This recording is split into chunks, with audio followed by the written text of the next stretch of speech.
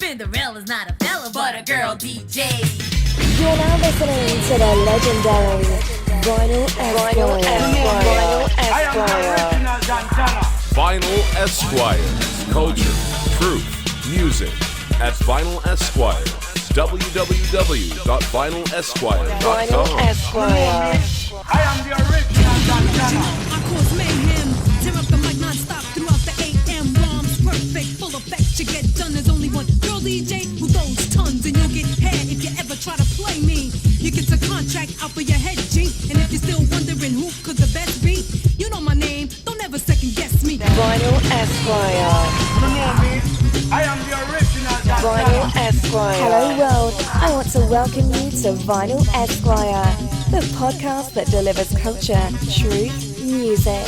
Will you join me, please, in welcoming DJ Rip?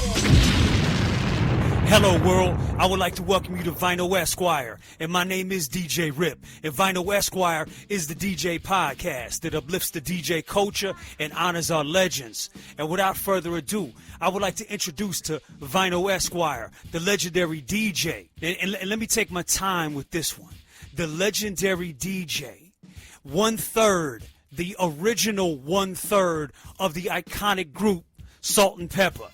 I would like to introduce and welcome to Vinyl Esquire, the legendary, the original DJ Spinderella.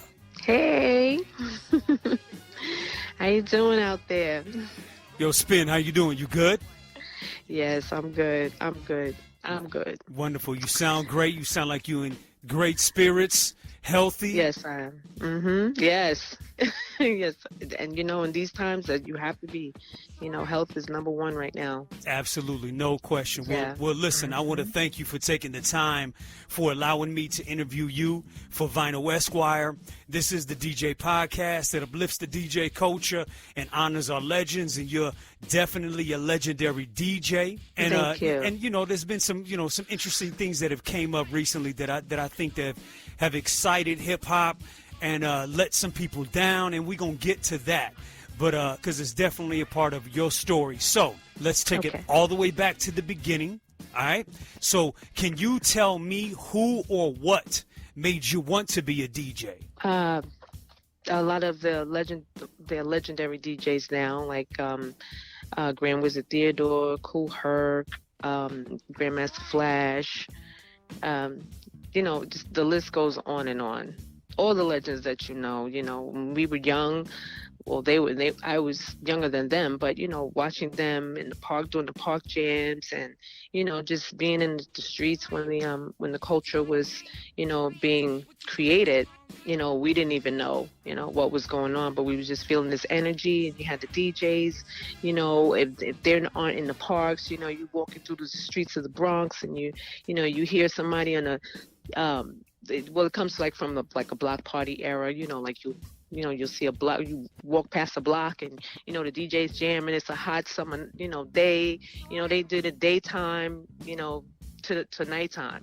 Right. So you hear the DJs, the kids is running the streets, the Johnny pumps on, girls playing double dutch, and just the whole energy, the parent, older siblings, and your parents are sitting on the side, outside, and they're drinking refreshments, and just talking to each other, and Right. having a nice summer day. But the music is always an essential part of that. Somebody's outside with some equipment, and they're DJing. It's it's surreal. Right. Absolutely. So, Absolutely. It sounds so like that was inspiring. Yeah. Yeah, it sounds like an amazing time. So when did you get started? How old were you when you started DJing, and what was your first DJ name? My first DJ name was Sugar T. Okay. It was Sugar T. Yeah, Sugar T. The T was for Toya. It was Sugar T. When people were, back then, everybody was trying to find their little, their little name, their DJ name. When you think about the legends and everything, Flash and them, they got it from, the comic strips. That's what we read back then. That was the thing, Right. So right. everybody was into, so their their personality, they matched the the comic strip superhero with their personality. So I guess like Flash, when Flash he's Flash because he was fast on the wheels of steel. That was him. So it like that. So you kind of like you found what people what the as kids what we gravitated to. What we had, our influences around us, which wasn't a whole lot, but whatever was there, we utilized it. So, we incorporated into, our personalities of what what was going on, the whole, hip hop scene, whether it's MCs, DJs, just, doing that to pass the time, really. Got you. So what year would you say that you started DJing? So, let's see. Well, wow. Professionally, was about a year before getting with the girls. Got you. So would you say maybe 83-ish, 84? Yeah, somewhere around there. Yeah. But, prior to that, like, see, like my family, they would have family events or whatever. So, me and my brother, we were the ones that we were really, so much into it, we were trying to mimic what was going on in the streets, what the DJs was doing. So, we didn't have a lot of money to, get equipment. So whatever bits and pieces we could put together, we would put it together, kind of like Transformers. Well, that's how most DJs was, they had a lot of junk DJ equipment. You create something out of nothing. You made your own speakers, you did, all that, stuff. You just put it all together, whatever you had. We would use my mother's bass speaker that she had for her guitar. She would plug her guitar up into this bass speaker, and she loved her bass speaker. And me and my brother, we would sneak it away because we wanted to use it to hook it up, he was trying to create some DJ equipment. So we would use it, to do like little house parties with our family, stuff like that. So, that was, part of what I was going to, that I was going to do it on a professional level. I knew, eventually I would have my own equipment one day because, you just feel it, it's there. The music's been in me like forever. So as a little girl, my mother would have my grandmother had a console, and the console, like one side was the single turntable, and then the other side was the radio, and in the middle you have your little disco scene going in the middle with the little bar area, and the speakers are on the outside of that. So I was always the one, when we had house parties, I was always the one to get the 45s, and say, okay, and format them. That's the funny thing, and format them, like, play whatever, the hot songs are, make sure I put them on, make sure I put the, the slow jams, like, at the end of the party, okay, we're going to play this a little later. We're going to play the, the fast stuff now. So, I was, so I was always the one to do that. Okay, so wait, where did the energy come from, though? Were you following your brothers, or what made you? Instead of going and playing with dolls. Now, I'm not trying to pigeonhole you because you're a girl, but you're a little girl in the Bronx, in New York, and what made you want to do that? When I was very young, it's funny that you say that because about the dolls. I was about 5 years old. Yeah, about 5 years old. And it was one Christmas, my mother brought my brothers, they had the, you put the little train, the Hot Wheels track together. Right. They had the Hot Wheels, they had train sets, they had the G.I. Joe dolls, the little green little G.I. Joes that you seen in Toy Story. Right. It was funny when I look at Toy Story because most of those toys, we had all of those. Slinky, all that stuff, right? And when it came to the dolls, I remember it was this doll out. The first doll came out. The doll was Christy, and her hair, you would pull it out the top, and it would go from short hair to real long hair down the back, right? So all the little girls wanted that doll. They were going crazy for that. When Christmas came, my mother, she showed me what she bought for my brothers. And I said, Mom, can I play with their stuff? I wanted to play with the boys' stuff. I like the cars and the Rock'em Sock'em Robot and all that. That was me.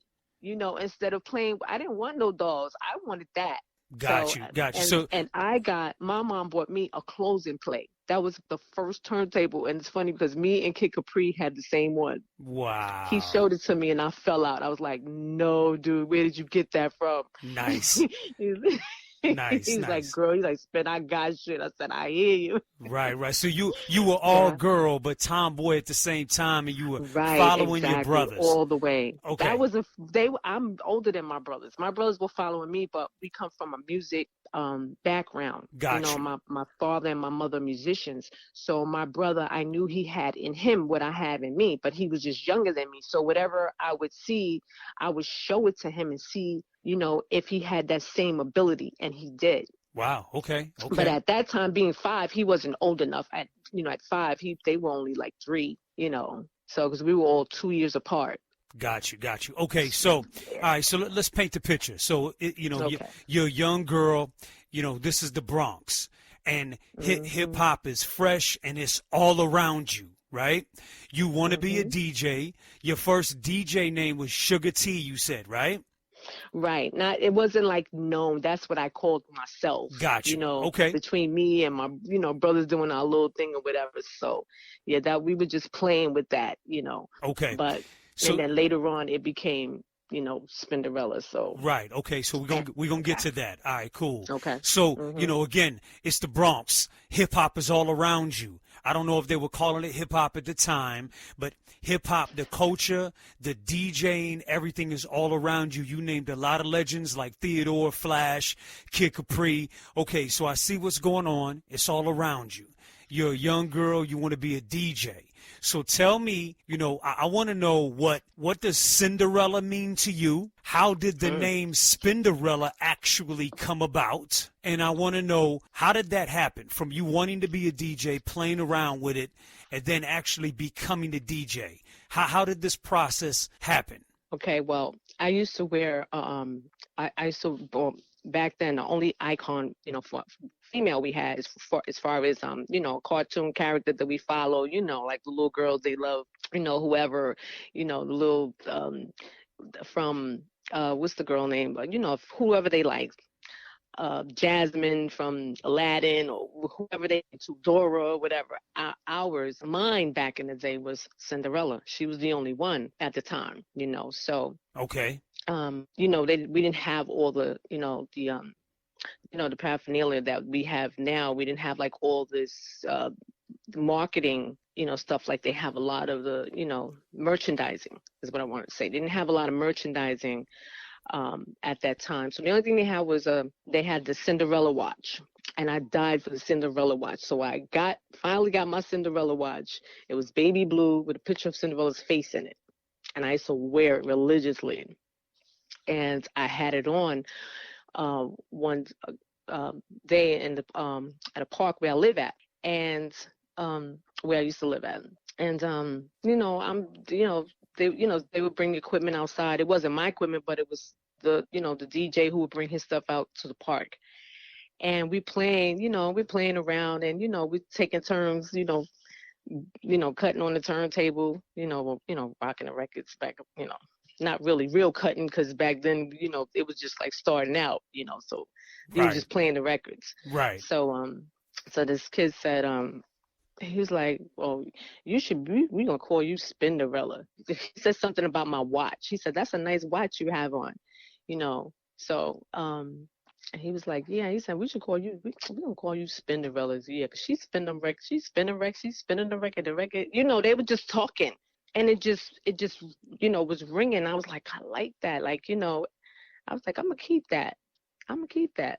So now. And I just held on to it. So, it was just how everybody got their names back then. Like people will, say things, look at you and look at your personality, and they would, look at you and say, whatever it is that you do, it reminded them of something.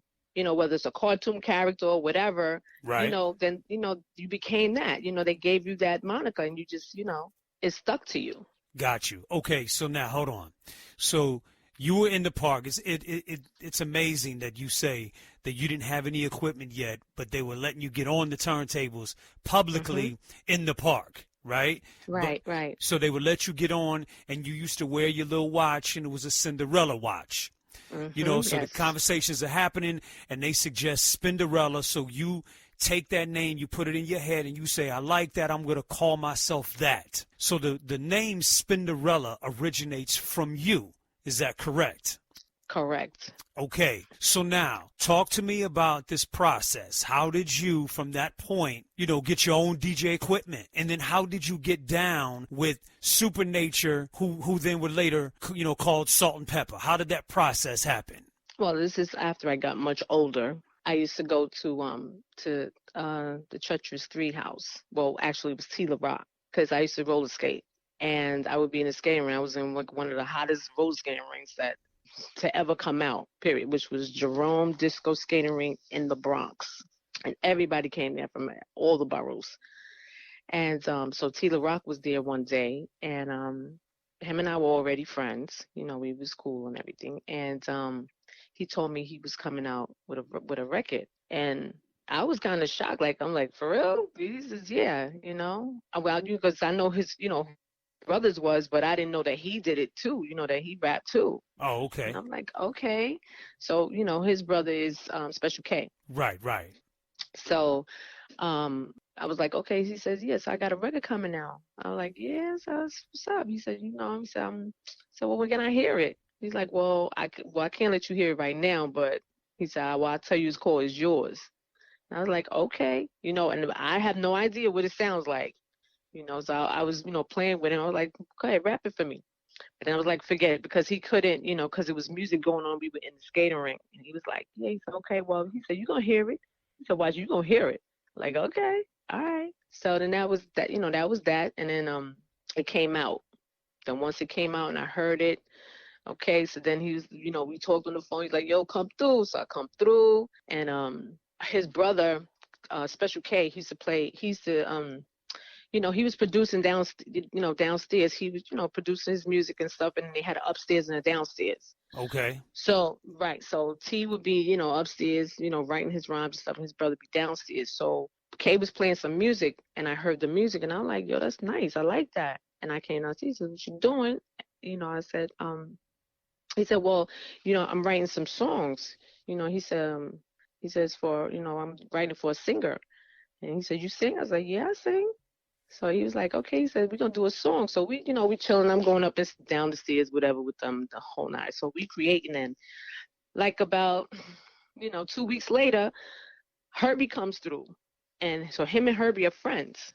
And so Herbie's telling him, yeah, you know, like, not while I was there. Once I left, and he called me later on, and he said, yo, you know, he said, you know the dude that you met when you came in? He said, he's the producer for Salt and Pepper. I was like, word? I said, oh, that's what's up. You know, so what's up? He said, yo, he want to meet you. And he said he need a DJ for his group and everything. And if, you know, it might be something that you might be interested in. Then from there, you know, I went to his house, you know, I auditioned for him. He's like, yeah, let's do this. I like her, a whole nine. And then I had to meet the girls. Okay, so wait. But I already knew Pepa already. Okay, so hold on. Roller skating rink. Okay, hold on. I don't want to jump too far ahead. Let me break it down a minute. So Special K, was it Special K or Tila Rock that introduced you to Herbie Luvbug? Special K. Okay, cool. All right, so Special K introduced Herbie didn't come there to see Tila Rock. He came there to see Special K. Got you. So Special K introduces you to Herbie Luvbug. And you try out for Herbie. Does that mean that you rapped, sang, or you DJ'd for him? I DJ'd for him, right.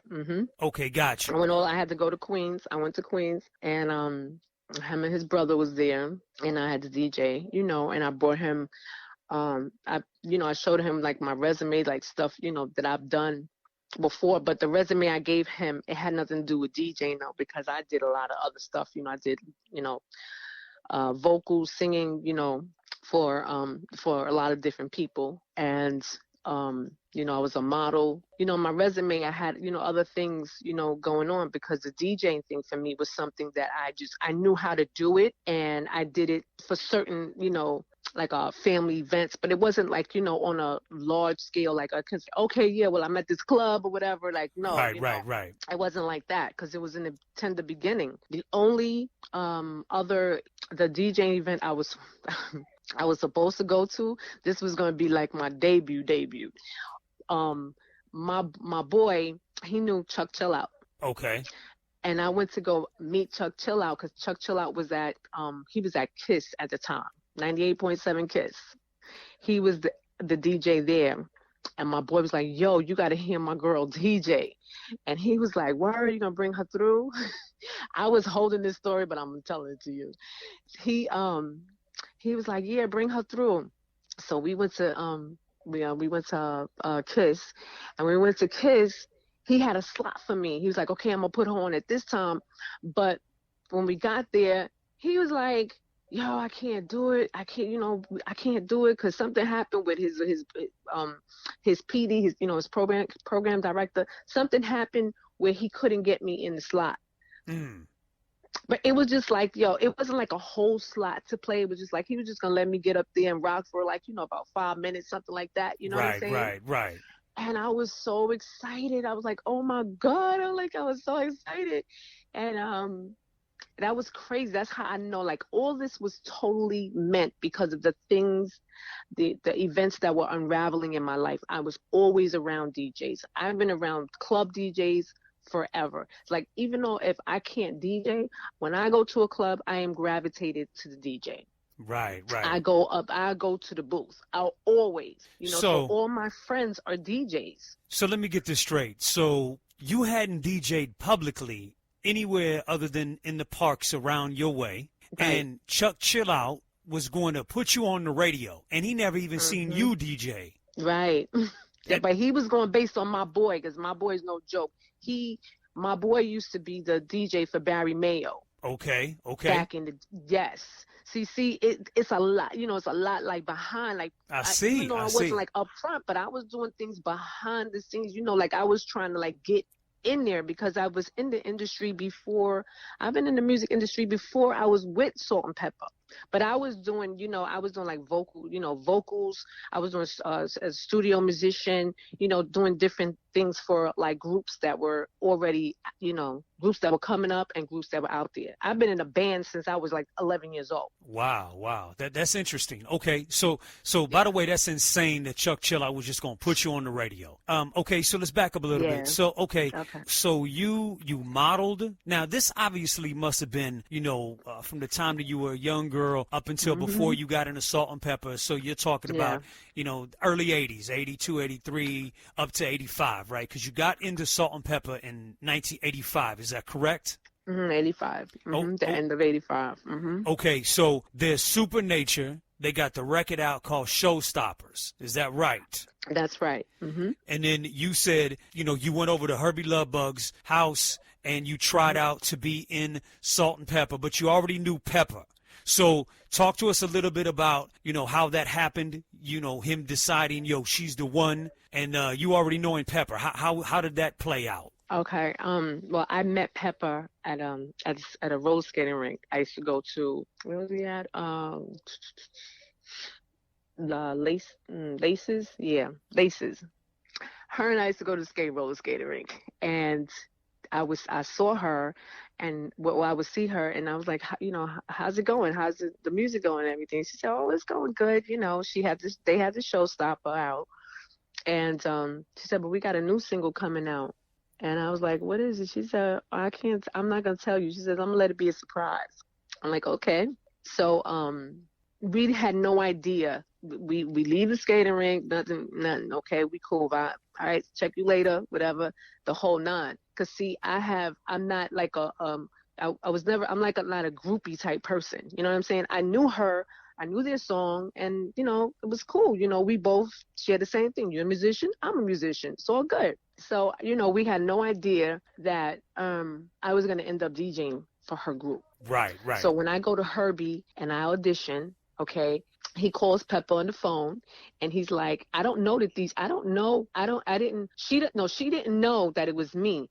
When I found out that Herbie, when he told me that Herbie's the producer of Salt and Pepper, when I went to go meet them, I told him, I said, yo, that's crazy because I know Peppa already. He's like, word? I said, yeah. So I said, well, don't tell her that I'm here. I want it to be a surprise. I wanted to see the look on her face when she come through the door and she sees it's me. So he calls her, she come, and when she seen me, she's like, oh, shit. That's gonna be you the DJ? I was like, yeah.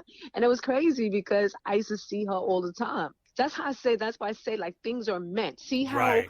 we could have been any place in the world, but why her and I had to be in the same place? You know, she see the people I know, I see the people she know. We have a mutual, you know what I'm saying? We have a mutual vibe. Right. Absolutely. I'm like, wow, this is crazy. So she's like, oh, I said, yo, that's so fly. So we both were really happy and excited because our personalities, we already vibed on each other. So we already cool, you know what I'm saying? So it's like, it's nothing like, oh, you know, yo, this is great. You know what I'm saying? And she's like, yo, you could DJ? I said, yeah. So, you know, I'm cutting up and showing her. And she's like, yo, she said, yo, she tells Herbie, she said, Herbie, yo, you got to call Salt. You know, you got to call Salt and tell Salt to come and check her. Like, yo, this is crazy. So we were all excited, you know, until, you know, we wait for Salt. Okay. So, you know, keep going with the story because I want to know how the name Spinderella, you know, actually comes about to be your name and how did the whole thing mesh together? Okay, well, I just tell him, he says, well, after when I met Salt, and Salt's like, I mean, I don't know if you want that. Well, when I met her, she was very laid back and nonchalant about it, like, oh, really? You know, like, oh, like she wasn't moved by anything. So like, okay. So we rocked with it. So we didn't talk about the DJ name till like a couple of days later. And he was like, so what DJ name, do you use? And I was like, well, I looked at him. I was kind of scared to say it because I didn't want it to sound corny to him. Right. And I said, well, I was thinking about Spinderella. He's like, I like that. He said, that works. That's what we going with. And that was it. Okay. So that was it. Just like that. So for the record, just like that. So for the record, once again, the name DJ Spinderella originates from you. Yes. Okay, got you. All right, so now let's talk about it. Talk to me about the whole process. You know, okay, so now you're in the group. You're the DJ for the new rap group, Salt and Pepper. You got a new record coming out. You're on the album cover of Hot, Cool, and Vicious, the debut album. Talk to me about this process really quickly on how this all came together. Okay, well, it was just, that was that. Once I was solidified as the DJ, they had already recorded "I Take Your Man." That was already done, and "I Take Your Man" doesn't really, didn't really have a lot of scratches in it or anything like that. So I had to just worry about. I was called into the studio to do the other songs that would, to put the scratches on the other songs that we were that he was going to apply to the album. So basically, we just had to get ourselves together, because they didn't really have a show. So we had to work on putting a show together. So that was basically it. After that, we just had to go shoot the album cover. They had a couple of dates that they had to do. I got on with the dates with them. I traveled and, we knocked the dates out and that was it. Gotcha. Elaborate a little bit on your contribution to the first album. You know what I mean? Did you just do the scratching? I know you rhymed on a record. Talk to me about your contributions. Yeah, I had to do all that. Yeah, I had to go when we go in the studio to do the scratches, we had to complete the rest of the songs because all we had was just the two songs, which was the Showstopper and I Take Your Man. So everything else was being mixed and mastered. So we just had to, tighten everything up to get the album ready to be dropped. So how did you end up rhyming on, I know you rhymed on Beauty and the Beat. From being in the studio. That's what I'm talking about. Yeah, we had to, do all that. We had to go in, okay, Spin, you got to come in and, we need your scratches on this. We need your vocals on this. I got a song that I need you to come in and, fill it out and everything. And he was like, I didn't even know you could rap too. Okay. But I sing. So, and I rap, like, I'm always like, making up rhymes and doing stuff. So it was natural to me. That's what I'm saying. It was like innate, like it was meant for me to do everything because everything that needed to be done for the group, it flowed out of me like water. Got you. Okay. So the album is a classic, right? Mm-hmm. And, there's a lot of classic records on it. I know Push It came later. Push It is not on the original album. If you go back, Push It is not on that album. Right. It was Push added. It was added later. In the second pressing of the album, if that's correct. Right, correct. Or the second release, or whatnot. Okay, right. So all right, so here we are. You're a new female DJ on the scene. You're with Salt and Pepa. You guys have a hit album, right? It comes out. You obviously start touring with them, and now your life changes. Correct? You're now DJ Spinderella with Salt and Pepa. Okay. Right. Yeah. So tell me what happened. Why did you, for what you are willing to tell me, why did it come to an end? Why did you, leave the group? And, what was really, behind this departure? I think, for the most part, I think it was Salt's jealousy. She couldn't see that I was being so instrumental to the group.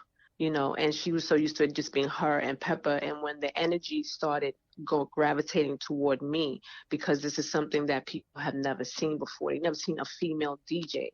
So it was, we're talking about a male-dominated craft that, you don't see very many DJs. You maybe, you could probably count like maybe 2 to 3 DJs potential, females who, could do it, but they didn't take it, they weren't making records, and they didn't have a marketable, look, and the energy just was, I don't know, you know what I'm saying? It wasn't in the cards for them, so, being that it was something that was never done, to that level, they, the fans were like, oh my God, well, I want to see this. So I think Salt wasn't used to the fact of having someone else. She didn't want to share that energy with anybody else. She wanted to just be her. Well, she's in the front. I'm like, well, do you? I'm back here doing me. Right. Until it's time for me to do, when it's time to do steps or whatever, I got that too. So I'm up there dancing with you, and I'm there to compliment you, to make you look good, better than you look, to add to your beauty. Hello, if you may. So right. she just wasn't at that level. She was very unprofessional. Didn't understand that this is a business, and when you're in the entertainment business, you have to entertain. Absolutely. And I just, yeah. So that's, why there was, the turmoil started in the group, so, it had nothing to do with what the movie said. It was not about tardiness and all that. No, I don't want to hear anything about that. Well, okay, because that's a whole nother situation in itself. Right. I'm not late, because I'm excited and I want to be down and I want to be in it, and I want to make this happen. Right. Why not? Well, I wanted to ask you that, and I'm glad you brought that up, because that was my next question is, okay, so recently the Salt and Pepa biopic, on Lifetime had came out, right? And and my personal opinion on the story is that, listen, I love Salt and Pepa, and everybody does. But we love Salt and Pepa as the entity that was given to us, to me. You know what I mean? Absolutely. So the world, because I'm not from New York. So, even though I'm a DJ, and I've been a DJ, since the early 80s, the Showstoppers record was just a record that came out. It was a novelty record. It was dissing Dougie Fresh and Slick Rick, right? So when I first heard the record, I didn't take it serious. Not to mention, we just came off of all the Roxanne records, you know what I mean? All the parody records, and it just seemed like it was a cool record, but not thinking that they got a DJ. There was no pictures on the record. It was nothing. So we get the Salt and Pepa album. It's a full project. It's 3 of you on the cover. So Salt and Pepa to the world is 3 girls. Okay? Right. Even though there was 2 rappers, it's just like Run DMC, even though Jam Master Jay's name isn't a part of Run DMC, there's no Run DMC without Jam Master Jay. Thank you. There's no so right. There's no EPMD without the DJ. Now, exactly. DJ Scratch, even though they had Kayla Boss and Diamond J, they still have a DJ, right? I mean, exactly. And I can go down the line of all of the other groups with DJs. There was the group, then there was the DJ, or there was the group that was a part of the there was a group with the DJ that was all one package. Okay, so Exactly. back to the Salt and Pepper biopic. I like it, but I think that they did you and the other Spinderella wrong, because I feel like they should have included you in the story, meaning having your involvement in the film, and they should have opened it up a little bit more, because, the way they made you look is crazy, right? They made you look tardy, unprofessional. They even made it look like at the very end of your piece that maybe there was something going on between you and Herbie Lovebug, right? So I'm not going to ask you if there was or not. It's not my business. But I just wanted to know how you felt about the film and how you felt on how you were portrayed in the film. The film is like, it's a little, to me, it's real, I don't know, real flighty. It's just, it's light work for a group that is iconic, for a group of their, their status in rap. The movie, it should have been more to it. It wasn't enough for me. Like, that's it. That's all you're gonna do, And to me, the things that were the most important, they left it out. They could have put a lot more thought into it. To me, it looked like just something quickly thrown together. And because there's nothing else on them, people are so excited. They want to know the story. People are going to gravitate to whatever it is they put out, junk, garbage. People are going to watch it because they just want to know. They just want to be in the know. But I think for the most part, I didn't really care for it. And my part was horrible. They just put me in and threw me out. Like, really, that doesn't make any sense. Like, okay, I have a scene where it's I get introduced to them in a restaurant, which is totally bogus. I get introduced in a restaurant, and then the next part is, Herbie called her up because she's tardy, and he's like, well, I'm just gonna dismiss her right now. It's nothing but a phone call. Boom, that's it. Like, no, who does that? Okay, if it was that easy, then I mean, from that little bit of time and space, nothing. I had no involvement with you at all. You couldn't pick another scene or something, give me something else. But that's another shot, shot fired at me. That's all it is. They fired shots at me, even in their own biopic, which is ridiculous. I can't understand how someone can have that much animosity towards somebody who did nothing but try to help you. Yeah, I mean, by lending of themselves and their talent. I didn't have to do that.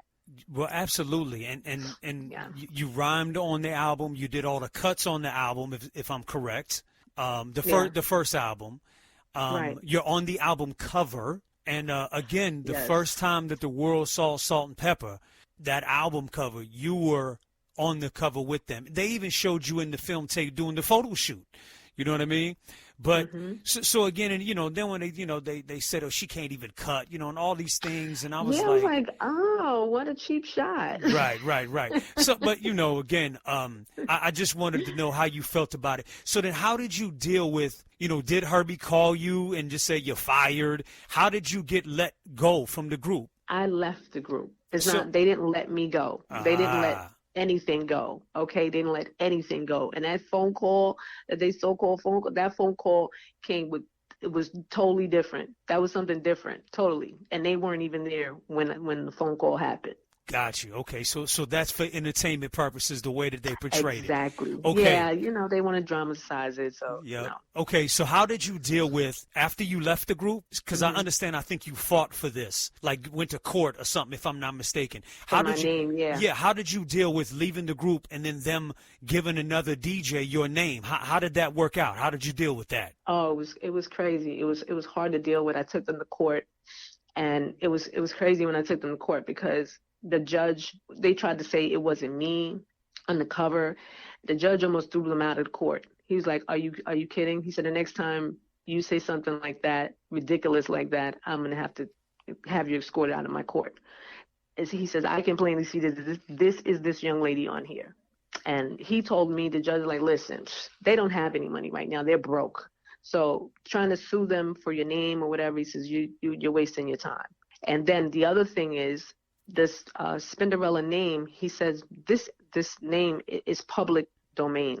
You can't own it because it's a derivative of Cinderella, which belongs to Disney. unless you want to go to court with Disney, and I don't think you want to fight with Disney because they're too big. Right. You know what I mean? So he says, listen, he said, if you don't use the name, if you don't have, he says it's public domain. He said once you put it out after a year, it's public domain. Anybody can, use the name. He said, but you can, you use it as much, as you want to. And then he told me, what what the stipulation of what, how I could utilize it and to keep going to, so people would know that is me and keep going with your career. He says, young lady, he says, I believe you are very talented and you lend a lot to this album. You wouldn't be in my courtroom right now. He says, so with that being said, he says, no matter what, he said, you continue to, be successful and do your thing. And I wish you all the luck in the world. He said, I'll see you, Miss Spinderella. And they were tight. Oh, you should have seen the faces. But Pepa wasn't like that. I felt like Pepa really wanted to speak to me. Like she had the look on her face like, she wanted to say, I'm sorry about all this. Because remember, her and I were friends. Right. So it was like asking her to pick a side. You're going to be with me or you're going to be with her, So, they were friends first. So I understood that. And I said, you know what? I'm going to gracefully bow out of this. Got you. So then for more reasons, that it was a lot built up. My God, so much was built up. Wow. So how did you feel when they moved on and continued to use the DJ name Spinderella for the new Spinderella? Yeah, that was crazy. That was really, really crazy. I'm like, are they out of their mind? Like, if you're telling the world we got a new, we got another DJ. Yeah. Well, the other one, she's not with us anymore. If that's what you're going to do, at least give the girl some respect and let her have her own name. Let her create her own name. Right. So, they must have went into a little think tank and said, you know what, we better hold on to that Spinderella name because her fans was growing like crazy. So, we want to keep her fans and we'll be starting all over again if we don't. So we'll just make everybody think that this new one we have is her. Right. It's kind of like the whole, it's kind of the Roxanne theory, right? Like, yes. You have one Roxanne, you got another Roxanne, and nobody knows who the real Roxanne is. That was crazy. And you look up and it's 2 or 3 Roxannes, and you're like, okay. There you go. Yes. The real Roxanne Shante, and then there was another Roxanne. Right. Let me tell you a story about that you're saying that, because before I was with the girls, this was like at 83 or 84. UTFO was performing in Buffalo at the Buffalo Arena, and my boy called me. He said, I got to get you on here, like doing something. He was, he was like, because he said, he said, they need a host. Can you host? I'm like, yeah, I can host. So he flew me up there to Buffalo. So I'm all dressed up. I got pictures of it too. I'm all dressed up, and you at UTFO, I, meet them in the back, and the whole nine. I'm like, hey, how y'all doing? The whole nine or whatever. And at that time they had their manager Steve. So I meet Steve, and they're like, what you gonna do here? I said, I'm hosting. So I was like getting, the information or whatever, so I can get it all together, because there was other acts too. Right. And so when I go out on the stage, I get the crowd all pumped up. They going bananas. I'm like, I know who y'all really came out here to see. I said, is it a you? They was like, yo, the whole stage was like, give me an T. Yeah. UTFO. So, right. And then once I get it, they going out there mighty. They're going crazy. UTFO had it on Smash back then. Okay. Of course. Right. So, right. So, so I let them come out in the whole nine. And so they had another girl. She was being Roxanne. I'm like, wait a minute. This is not this ain't the real Roxanne. And I'm like, this ain't even Roxanne Shante. Like, y'all got another Roxanne? Wow. And they're like, yeah, it's a long story. You're like, oh, okay, do you? So she goes out there in the whole nine. And so she's out there, and she says her rhyme right, and the whole crowd starts saying, we want Roxanne. We want Roxanne. I mean, just cut them. Wow. Okay. And they was like, and so I was like, well, what's going on? So I came out, and when I came out, they was like, They thought I was Roxanne. Oh, okay. I got you. Wow. Okay. That's crazy. Yeah, that. I said, oh, that was really, really crazy. And then we just, we played into it, so I started like, I knew the rhymes, so I just started like rhyming a little bit, and they was going bananas. It was so crazy. I was like, God, I wish somebody recorded that. So I would love to get that. So you actually that. started saying the Roxanne rhyme? Like she was like, they was like, because the song was Roxanne. Right. And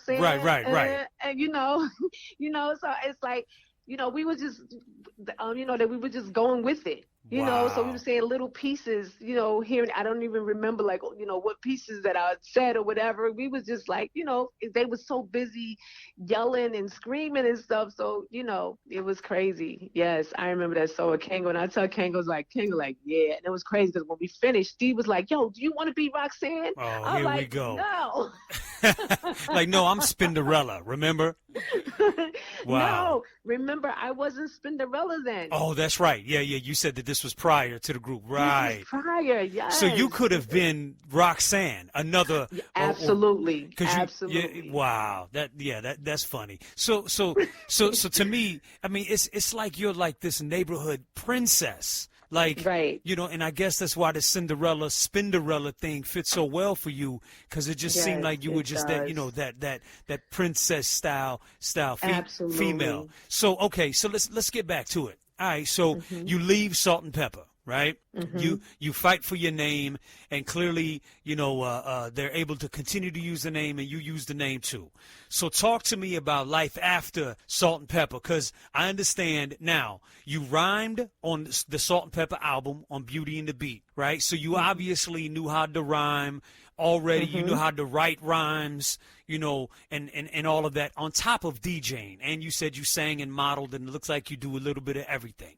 So talk to me about, that record. Talk to me about life after Salt and Pepper. And then I understand you put out a record called I Don't Give a Damn under the original. Okay? So talk to me about this record and life after Salt and Pepper. Oh, my God. Yeah, I did. Yeah. It was they kept throwing shots at me. Yeah, they were throwing shots at me. She went on, she went on BET video LP when Sherry Carter was hosting. Right. And they did their interview, and she said, they said, so tell us about the DJ Spinderella, the one you had before, like LaToya. Tell us about her. She said she was a real bitch. I was like, huh? My jaws dropped. I was like, what? Who said that? Salt said that. Wow. On TV? I was like, on national TV? Are you crazy? Wow. Okay. I'm like, oh my God. I'm like, this girl is crazy. I said, no, this is not going to end good. So, right. So at the time I was with Van Silk, and we knew, we had knew people at BT already, Lydia Cole, them, so she don't know how much juice I have. Like, I know so many people, and people give me love because because I'm a good person. Right. I have good air about me. Like, I love good people. Absolutely. So Van Silk was your manager at the time? Right. Yes, he was taking on the role as manager. Right. He was my little boo thing at the time. Okay. And, okay. And so, well, salute to the legendary Van Silk for the Rap Mania, history and all of that. Absolutely. Right. Oh, absolutely. okay. Yeah. Go ahead. I'm sorry. Salute Van Silk. Go ahead. Absolutely. So, when she did that, I just, it was just so much building up. I wrote so many songs just to let all that. Let all that negative energy out of me, like, because, I had to, let it out somehow, But anyway, so Van put in the call, and he was like, listen, well, we're going to give Spin, her chance to come back and, and vindicate. Like, yeah, come on. You deserve that. We're giving that to you. So we went down to BET and everything. And it's like, I was holding it all in. I was like, you know what? I'm not gonna, at that time, I said, I'm gonna show just how professional I am. Cause that's not me. People, my fans, they don't know me. I'm not the type of person to just go off just to be going off. Like, no, cause then it sounds like I'm, she's crazy. Right. So when I get on there, I'm chilling. I'm just like a regular. Okay, yeah, we talking about them, but I'm talking about what I'm doing, and and I brought my daughter on. At that time, my baby, she was my firstborn. She was about 2 or 3 at the time, and she was following me. She raps all my songs and stuff, and we just had nice. It was a very nice flow, very nice interview, the whole nine. But I let people see that no, I'm not a bitch. That's not me. I don't know who she's talking about. So wow, that's when. So then after that, they started still like, okay, I say, okay, well maybe once they see this, she'll like stop, saying, throwing shots, like try to find a way to explain. Okay, well my DJ, we don't have her anymore, but we have a new DJ, and that's what it is. Okay, fine. But every time she do an interview, it was always when they get to the DJ part, she just, she's got to throw shots at me. And that's not cool, because I'm a person who's still working. I'm doing things. And when people see something like that, then it's like, now that, she's stopping my flow and what I need to do. Right. Because we work in an industry, and the industry is the same circle of people. It's a small circle of people in the industry. So if you say something about somebody, if I say something about you, and I keep saying it every time, the people talk to me, when they see you, they're going to look at you with a third eye, like, I don't know about this dude, right? Right. So that's what I'm getting all the time. And I just got tired. I said, you know what? And I did this song. So then I put out, I Don't Give a Damn. And I just, I vented on it. But it was so much going on at that time too. It was a lot of, things going on with police brutality and, all this racist stuff going on. And it was just a whole lot. So that's why the end of it is like, I just flip and I start going into something else, Right. And this record came out, would this have been, this is the late 80s at this point? Is that about right? No. No, this came out in the 90s. Okay, got you. Okay. So you basically for a few years after you left Salt and Pepper, you kind of just dealt with it, right? What did you do? Did you just DJ? Who else did you work with after you actually left Salt and Pepper? Yeah. Oh, I did a lot.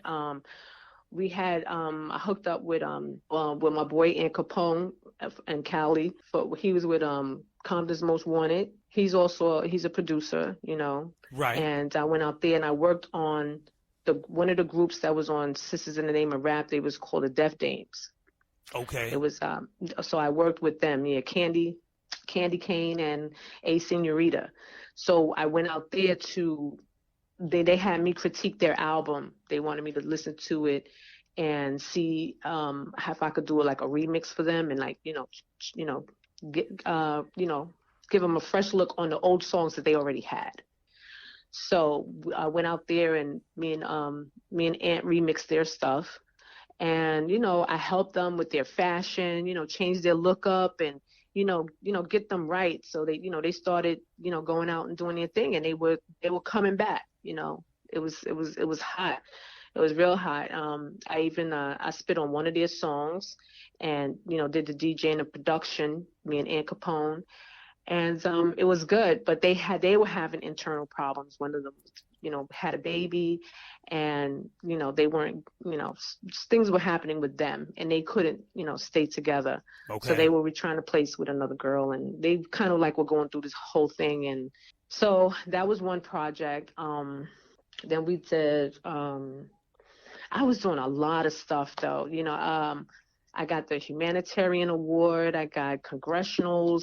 I was, doing a lot of, a lot of community, going back into the communities, talking to the kids, doing the college circuits with Chuck D, all of us, Luke, a lot of us. Right. That's what we were doing. We were going to, to DC, to the colleges and a lot of other places, and I was just staying very busy, Right. Trust me, I was busy. Well, yeah, I mean, And, so that's incredible. And I don't mean to cut you off, because what I just wanted to do is I wanted to make sure that we laid it out, that there was life before Salt and Pepper and there was life after Salt and Pepper for the original Absolutely. Spinderella. You know what I'm saying? So, Absolutely. So okay. So you lead a group. and you start doing your own thing, community work and producing and working with other artists and other Right. projects. So that's incredible. Right. Well, let me go back to cut you. Immediately after I left them, I Yeah. was not with Van. I was with I got married and I had a daughter. Okay. I married Hanson from Hanson and Davis, and he had the hot song out called "Hungry for Your Love." Right, on Sleeping Bag Records, On correct? Sleeping Bag Records, exactly. Wow. Okay. Yes, yes. So him and I, we, he's a producer, I produce, and we would get together, and I thought it was a match made in heaven because, he could do his thing. I said, "Pfft," and I'll do my thing, and we put that together. Listen, we'll be making magic like the Jacksons. Let's go. Right. Okay. And so he ended up doing some work with me as far as, like I said, well, I do the production. I got together with my sister. I showed my sister how to rap, my baby sister. And I was like, you could do this. So I showed her how to rap.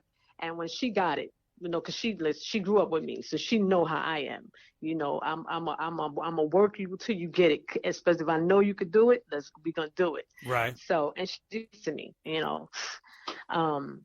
So we went in the studio and we did a song called "I'm Better."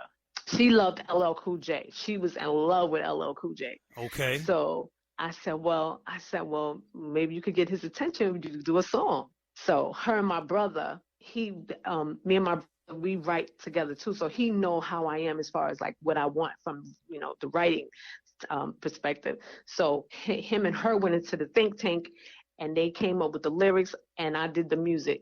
And Aaron had a friend he had some little independent label. So he went and did all that, that work, make sure we get it pressed up and everything, the whole nine. Right. So we went in the studio, we laid it, and that's what we came out with I'm Better, because LL had I'm Bad. She says, LL, if you bad, yeah, we know you bad, but I'm better, because she's a female. She's coming from a female perspective. Right. So what was her name? Pinky D. Okay. So Pinky D. Yeah. So your brother and your sister put out a record under Pinky D, and she does the rhyme, and the song is called "I'm Better." I'm Better. Yes. Wow. And it got put out and everything. Yeah. Yeah. Uh-huh. Okay. I posted on because I was going through I was going through the media and I saw our song. Somebody put the song on Dee Dee Roper's, on a picture of her where she's DJing it, and it's like to say that that's her, because the title, on the record is Pinky D and Spinderella. So it makes it look like it's her. Right. Which is something they always do. That's why I Right. be so, I'm so hesitant to speak and talk, because it seems like everything I say is like somebody's listening to me and they take everything I say and say, okay, well, this is what we're gonna make it look like it's the other one. Like, I'm tired of confusing my fans. Are like, listen, you have your fans, do you? And let me just leave me alone, let me breathe. That's all I ever wanted. Just let me breathe, because they ride me. Wow. So when I saw that, I got my guts just turned. I'm like, oh, I'm so tight. Like, no. And that's my baby sister too. Oh, so now you're gonna steal her too? Right. Wow. Wow. Well. So that's I reposted it, and so people know. Yeah. Well, let's just make that clear. It's Pinky D and the original Spinderella, right? So it says no. At that time, I wasn't using original. It was just Spinderella, because that's who I was. Right. I put the original onto Spinderella later. Like, let me see, what year was that?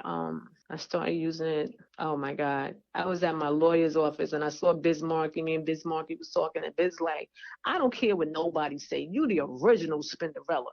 I said, oh, I like that. Yeah, here we go.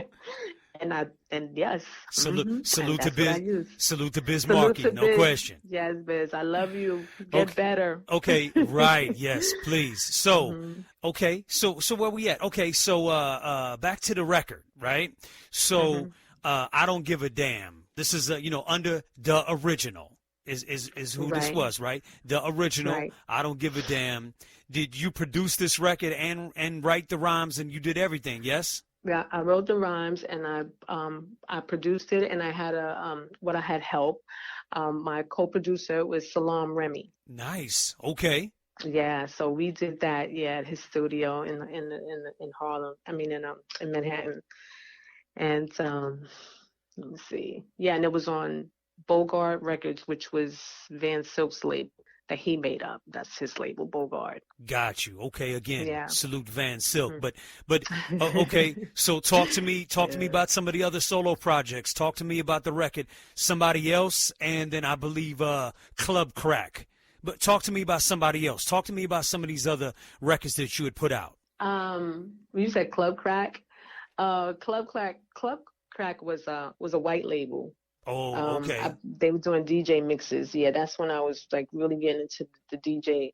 Everybody was doing, the DJs were doing their own mixes. Right, and pressing it up for other DJs. That's basically what it's for other DJs. Got you. So that was a project you did. Okay, got you. So what about Somebody Else? Somebody Else was that was awesome. That was on an album. It's a collection, a collective. It's all the legends. So it's got Africa Bambaataa. It's got Grandmaster Furious 5 on it. Fearless 4, Treacherous 3, Busy Bee. The name of that album was Raiders of the Lost Art. Yes, and that was on Scotty Brother Records. Okay. I think Kevin Evans was a senior. Kevin Evans was the senior VP at RCA. Okay. And they had a label, Scotty Brothers. I don't know if it was part of the. I'm not sure. I can't remember at the moment because there's just so much information flying through my head. Well, I do remember that label because I believe they put out a James Brown album as well that Full Force produced. Right, there you go. Yeah. That's what it was. Because Kevin Evans was associated with A&M Records, which the label that James Brown was on. Yes, exactly. So so we put it on. They got it on Scotty Brother. So we took that label, and me and Van, we went and we did it was only 2 videos that came off of it. It was Furious 5, Sun Don't Shine in the Hood, and Somebody Else. And Easy Lee, which is the DJ for the Treacherous 3. Right. He was doing filming at the time. He was a videographer at the time. Okay. So he did my video. And Ecstasy did the mix. He mixed it for me. God bless him. Yes. Ecstasy from Houdini. From Houdini, yes. Wow. Rest in peace. Absolutely. Yeah, absolutely, yes. Wow. Gosh. Wow. Yes. There's just so much going on, yeah. I know. But yeah. So Spin. Okay, so obviously you're a full musician, right? A true artist. DJ, Right. you rhymed, you wrote rhymes, you produced, you modeled, you acted. I mean, you've done just a little bit of I did singing too, yeah. singing, as a matter of fact, right. I did on Dana Dane's album. Wow. See, Spinderella was done because of me. Yeah, Spinderella, because I was Spinderella, so he said, well, he did Spinderella. Nice. See, it's not just DJing with you. That's incredible. So, Yes. okay. So, what record did you sing on for Dana Dane? Dana, I think it's called Dana Dane with Fame. Yes. Okay. Dana Dane with Fame. The female vocals on it, that's me singing. Nice. And I'm singing, and I'm doing the rap part. God damn it, don't move, and all that. Giving him that. Wow. Yeah, I did all that. Him and and he didn't give me any credit. Wow. He didn't put my name on it.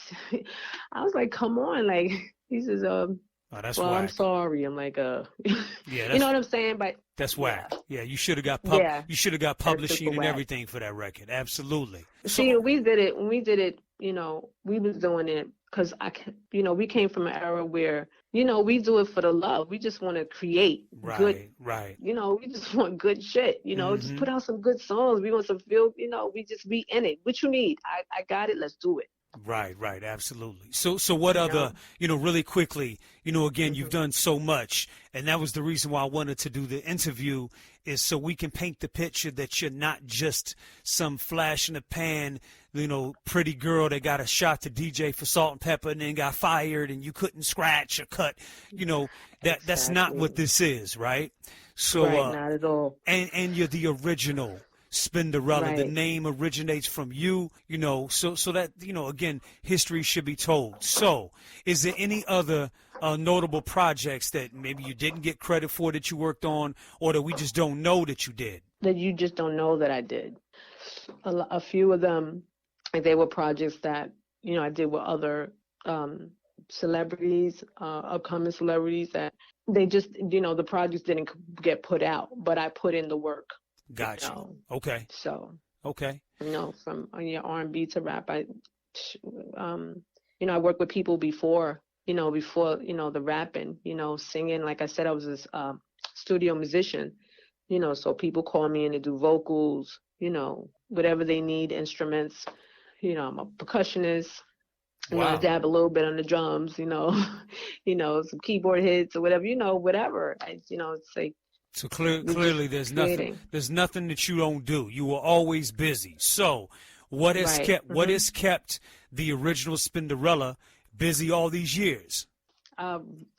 Raising my daughters. I have 2 daughters, raising them, making sure that they're well-rounded and, they're good. And, just a lot of community service, doing things with, for the community. I received, congressionals. I had I put a single out called Spin Splash, and I was performing that in Times Square. I was the first actually, hip hop artist to perform in Times Square. Wow. I did that. I just stay busy. I'd be all over the place. Right. So now I know, I know you still DJ. I know you still got the 1200s, the turntables. That don't go nowhere. Yes, I do still have my 1200s. It's like DJ is like riding a bike. You may not do it for a little bit, but it comes right back to you. Right. You stay away from a month or 2, and you come back and you right back at it. You don't lose it. Right. So we've laid out the past for the original Spinderella. So what's in it? What's in the future for you? I have my book. I'm working on my book. So maybe I'll even do my own biopic. You never know. Right. That would be awesome. To tell my story. But my book, I'm looking very much forward to my book. So basically, that's where I am. I'm just focusing on that. At the moment. Possibly an album. Can you reveal the name of the book, or do you have a name yet? No. We going back and forth on the name. Okay, so you're working. So these are your current projects. You're working on a new book. Okay, right. So maybe 2021, 2022. Who knows, right? Right. Working on some new music. You said maybe a new album. That would be exciting. Yes. Absolutely. That would be incredible. How do you feel about the current place that the female DJ holds in the DJ culture? Do you believe that it's progressed, it's went backwards, it's held fast? How do you feel the female DJ, fits and holds in current DJ culture right now? There are a lot of DJs, who are DJing, places, but I mainly hear about these DJs, they do a lot of, outdoor events, and like in Miami Beach and things like that, but as far as, cultural DJs, like being, real more, into the hip hop, we had a great time when Remy had whatever. And so for Summer Jam, I did Summer Jam. I DJed for her Summer Jam. And it was 2005. Okay. And it was awesome. Yeah, it was great. Her, me, Papoose, all tore it down. It was great. They did have it up on YouTube, but they only have a piece of it now. So I'd love to see more females, behind the artists. The female artists that we have now. So there'll be more. Okay, now it's more inseared, okay, well, it's female DJs, because that will inspire, upcoming DJs. Oh, right. Yeah. You're saying you would like to see more female DJs behind female artists. I got you. Absolutely. Absolutely. Right. Exactly. Yeah. So did you Exactly. DJ for Remy Ma for just that one time, that one show, or did you? Yeah, it was just that. Yeah, it was just that one time. Okay, got you. Just that one time. Yeah, because then after that, she got into the situation where she got locked up. Right, so right. we couldn't continue. But yeah. So I was, that's where I would love to see, more females like that to do that. Because that's what I would do when I say I, worked in the community. Going back, I was lending of myself, like what my skills, like I to teach DJ classes, and I love to see, girls, the girls, I really motivated them, to do it more. So, it's a lot of the programs, we had a lot of, the inner city programs with kids and interject, DJing as one of the things, but I know they cut all the music programs. So it's really, really hard, but they can do this at home. This, you don't have to, actually, you can just be inspired to do it at home, and, females can do it, Absolutely. Absolutely. Start them off young. I see them sometime on my page, and, I'm browsing through my pages and I see the little kids DJing. It just warms me up and tickle me inside, because they so little, like they just make me reminisce about, we were that. I'm like, wow, we were that young doing this. It just looks so, weird to see a kid so young, can DJ. I mean, these kids are like, what, 8, 9 years old, 7. I'm like, yeah, that's what I'm talking about. Absolutely. Yeah, absolutely. Yeah. I mean, I would love to see more female DJs. I would love to see more female rap groups. Hell, I would love to see a rap group in hip hop now. You know what I mean? Female or male. Right. I mean, everybody's a solo artist. But yeah, I definitely miss seeing, because it's not, I don't want to make it about female versus male, but I do. That was what was beautiful. My whole point of the whole Salt and Pepper package. It was Absolutely. 3 females. One was a DJ, 2 were rappers, and it wasn't just like the dancers were the girls, and you guys were actually a group, and you were doing the same thing that all the fellas were doing, and doing it just as dope, if not doper, right? Absolutely. Absolutely. So it was the flavor that we had. It was the combination. Pepper was the raspy, rough one. Salt was, she's more of the daintier, high-pitched one. And then you had the DJ. So you had a nice little combination. Right. And the chemistry of it just flowed so fly. Like, it was destined, Right. Absolutely. Yeah. Absolutely. And, I look at it like, again, Salt and Pepper, I love the whole concept, and I love the whole package. But one thing that people forget to realize, and the movie said it, Salt and Pepper was a manufactured group. It was put together. The rhymes were written. The songs were produced, not by them, right? In the beginning, the name, Herbie did it all. Right. And then he put you in the group, and, here comes the female DJ aspect with the female rappers. And, it was an incredible full package. And to me, that's what the movie lacks. The movie lacks the concept of the female package, the rap group that was the full package. It wasn't just Salt and Pepper. It was Salt and Pepper with Spinderella, and that was the package. Even though, Showstoppers came out, and it was just them 2. But when the world got the group, it was a package, and the movie didn't portray the package. So absolutely. So with that being said, the original Spinderella, can you give me, before we get out of here, can you give me one incredible Spinderella story from your past, from your hip hop DJ past, that we may not know? Just something that, some kind of story that's incredible from your past. We were in Philly doing a show, and Herbie and I had went shopping to get some outfits for us, because they didn't really have their clothes were kind of shabby.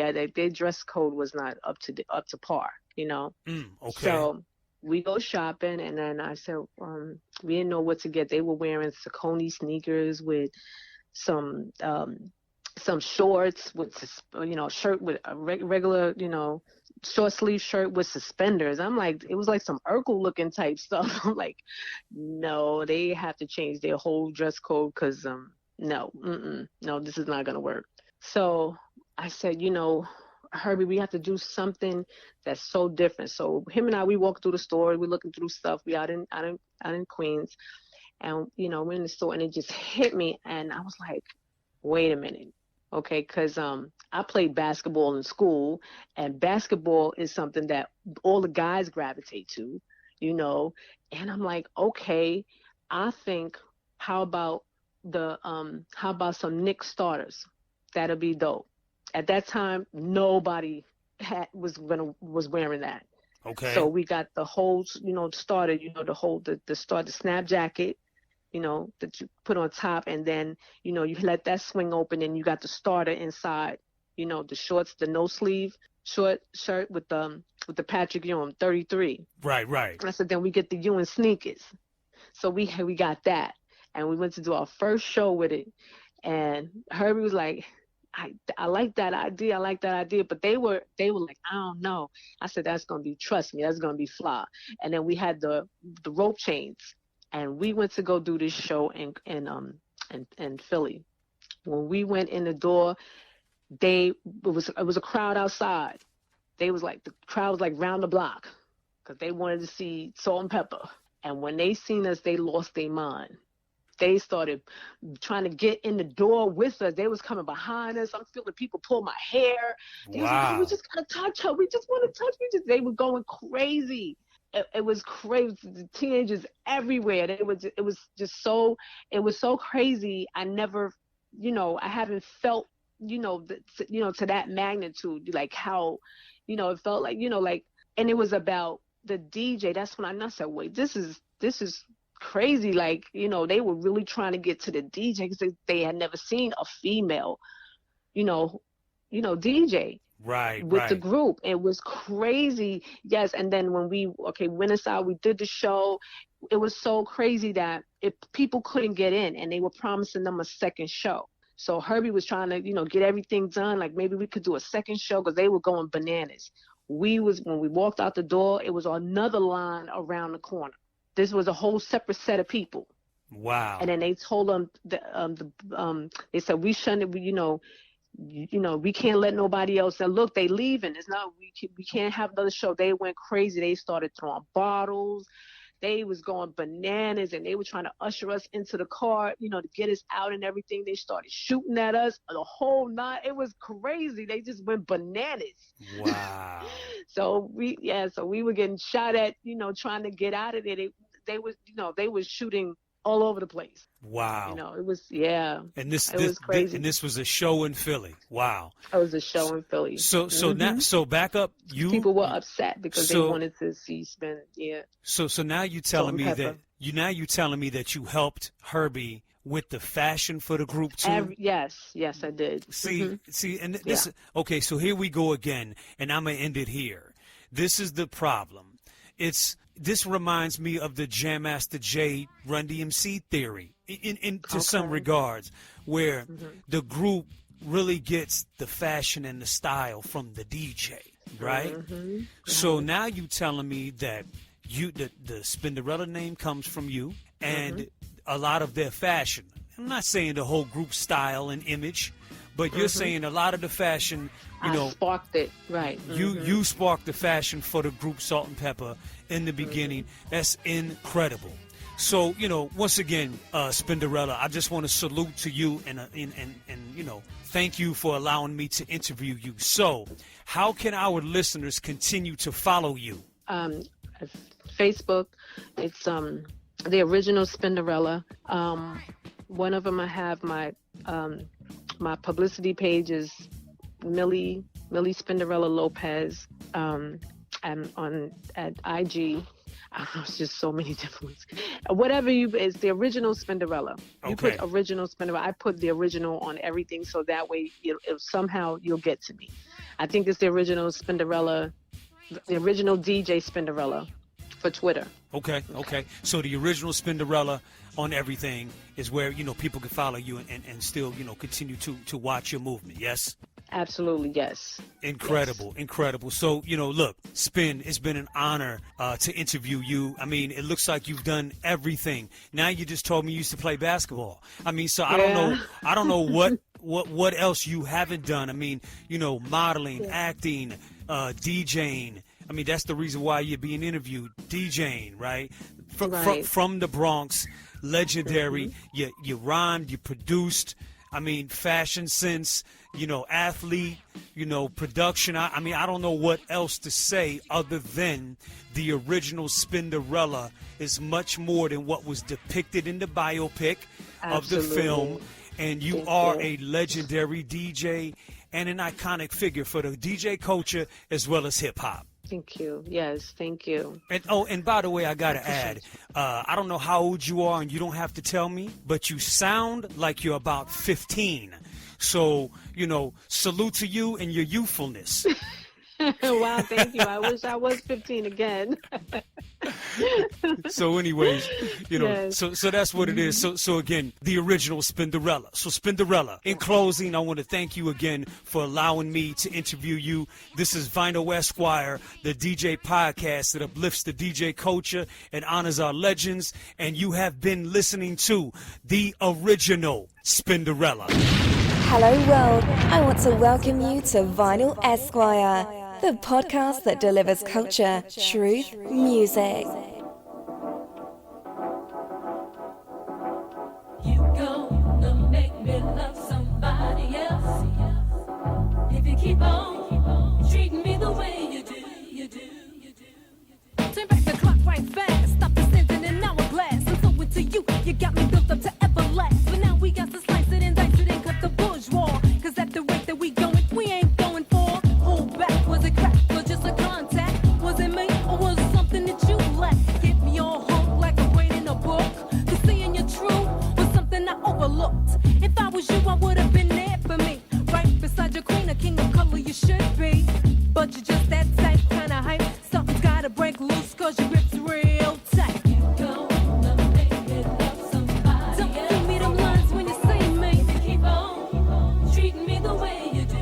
You know you should have treated me right. Gonna make me love somebody Don't else tell me you're LOV me. if you keep on treating me the way you do. Cause love should have brought you home last night. Sometimes you will, sometimes you won't. Sometimes you feel like a nut and sometimes you don't. Well, if you don't want mine, it won't blow my mind. A good thing with a brain is too damn hard to find.